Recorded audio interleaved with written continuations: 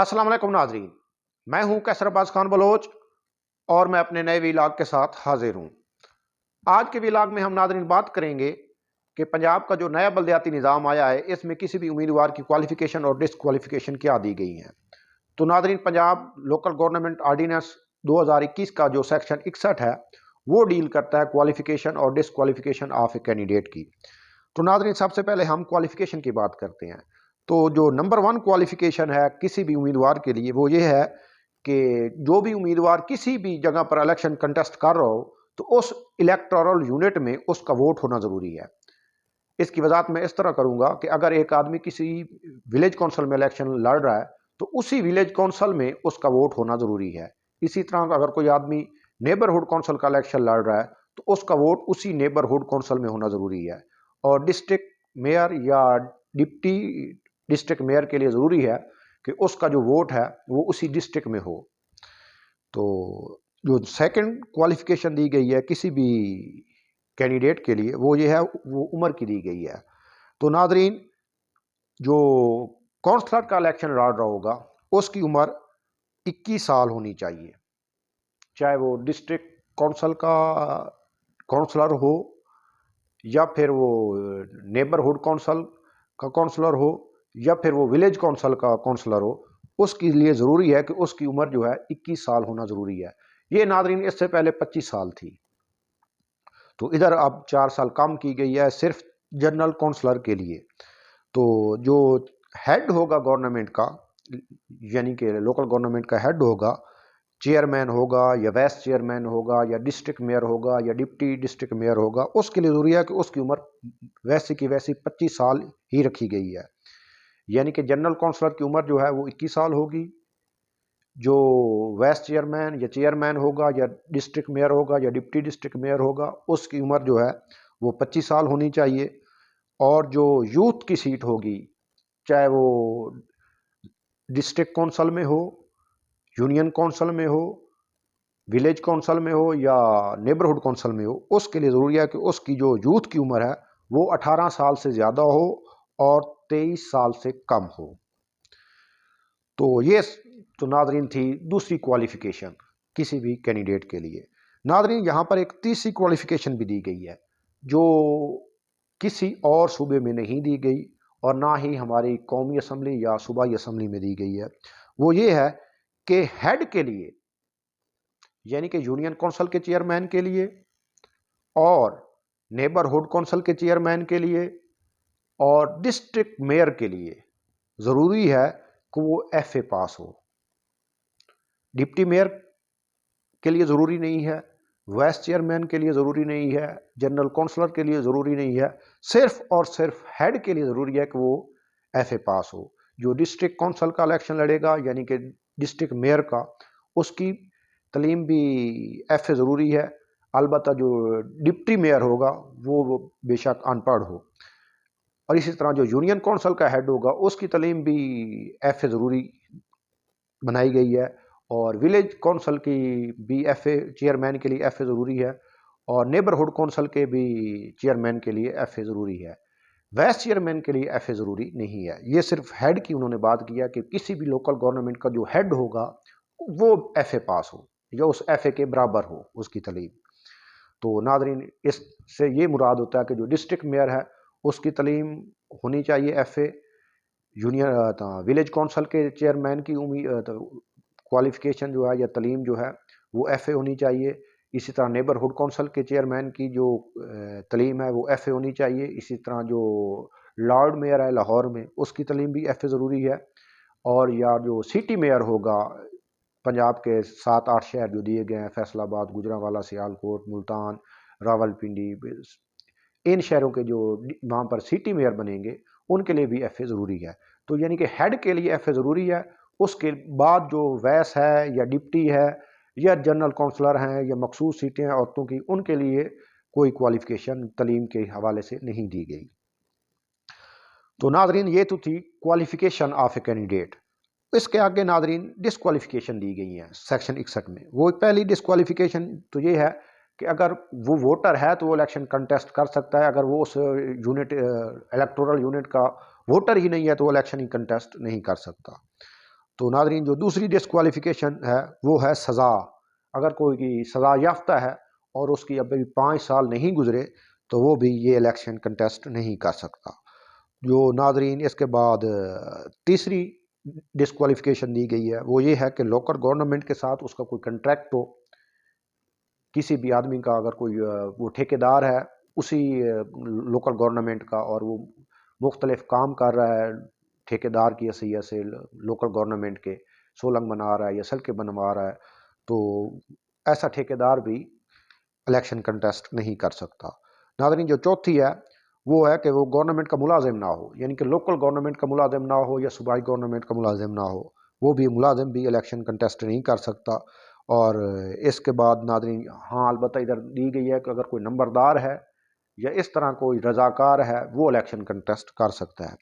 تو ناظرین جو آگے ڈسکوالیفیکیشن دی گئی ہے ایف وہ یہ ہے کہ اگر کوئی شخص ملازمت سے ریٹائر ہوا ہے یا اس کو جبری ریٹائر کیا گیا ہے یا ڈسمس کیا گیا ہے سروس سے تو وہ بھی الیکشن کنٹیسٹ نہیں کر سکتا.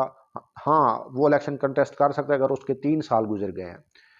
یعنی کہ اگر میں سرکاری ملازم ہوں اور میں نے پینشن لے لیا ہے یا مجھے جبری ریٹائر کیا گیا ہے یا مجھے سروس ٹرمینیٹ کیا گیا ہے سروس سے، تو ابھی میرے 3 سال پورے نہیں ہوئے تو میں الیکشن کنٹیسٹ نہیں کر سکتا. ہاں البتہ میرے 3 سال گزر گئے ہیں، اس 3 سال کے بعد میں الیکشن کنٹیسٹ کر سکتا ہوں. تو ناظرین اس کے آگے جو ڈسکوالیفیکیشن جی دی گئی ہے وہ یہ ہے کہ کوئی بھی شخص جس نے 1 کروڑ روپے کا قرضہ لیا ہوا ہے کسی بھی بینک سے یا کسی بھی کوآپریٹو سوسائٹی سے، تو وہ الیکشن کنٹیسٹ اور 1 سال گزر چکا ہے اور اس نے وہ قرضہ واپس نہیں کیا تو وہ بھی الیکشن کنٹیسٹ نہیں کر سکتا جب تک وہ قرضہ واپس نہیں کرے گا. چاہے اس نے خود قرضہ لیا ہوا ہے یا اس کی بیوی نے قرضہ لیا ہوا ہے یا اس کے بچوں نے قرضہ لیا ہوا ہے تو وہ الیکشن کنٹیسٹ نہیں کر سکتا.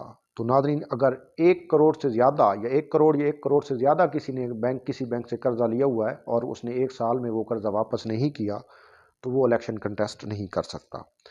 ناظرین اس سے آگے جو ڈسکوالیفیکیشن دی گئی ہے وہ یہ ہے، یہ ایک نئی ڈسکوالیفیکیشن آئی ہے. یہ اس سے پہلے کسی جو باقی 3 صوبے ہیں لوکل گورنمنٹ وہاں پر ہے ان میں بھی نہیں دی گئی اور ممبر نیشنل اسمبلی یا صوبائی اسمبلی یا سینٹ میں بھی نہیں ہے، تو ادھر ناظرین دی گئی ہے.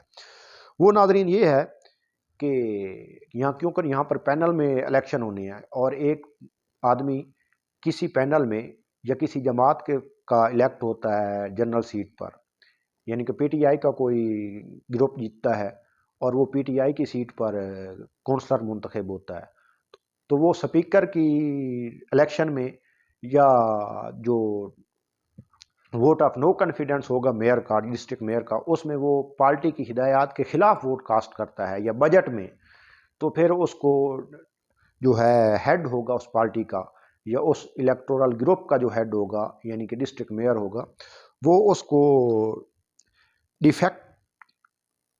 ایک نوٹس دے گا ڈیفیکشن کا، اور اس کو نوٹس کے بعد اس کو شو کاز نوٹس کے بعد اس کو ڈیفیکٹ کر دے گا اور اس کو پارٹی سے نکال دے گا. تو اس طرح وہ جو ڈیفیکٹڈ کونسلر ہوگا یا ڈسٹرکٹ میئر ہوگا یا جو بھی وہ نمائندہ ہوگا تو وہ دوسری پارٹی میں چلا جاتا ہے یا دوسرے الیکٹورل گروپ میں چلا جاتا ہے اور وہاں سے وہ الیکشن کنٹیسٹ نہیں کر سکتا. ہاں اگر 3 سال گزر جائیں تو پھر وہ الیکشن کنٹیسٹ کر سکتا ہے. تو اس کو میں آپ کو سادہ الفاظ میں اس طرح کر سکتا ہوں کہ ایک آدمی یہاں پر پی ٹی آئی کی ٹکٹ پر منتخب ہوتا ہے اور اس کو جو پی ٹی آئی ہے وہ چھوڑ کر وہ ووٹ آگے جا کر پی ٹی آئی کے خلاف دیتا ہے، تو وہ جو پی ٹی آئی اسے پارٹی سے نکال دیتی ہے، وہ ڈیفیکٹڈ قرار دے دیتی ہے، تو وہ پھر دوبارہ الیکشن ہوتے ہیں تو وہ نون لیگ کا ٹکٹ لے لیتا ہے یا پاکستان پیپلز پارٹی کا ٹکٹ لے لیتا ہے تو الیکشن کنٹیسٹ کرتا ہے. تو اس صورت میں وہ الیکشن کنٹیسٹ نہیں کر سکے گا.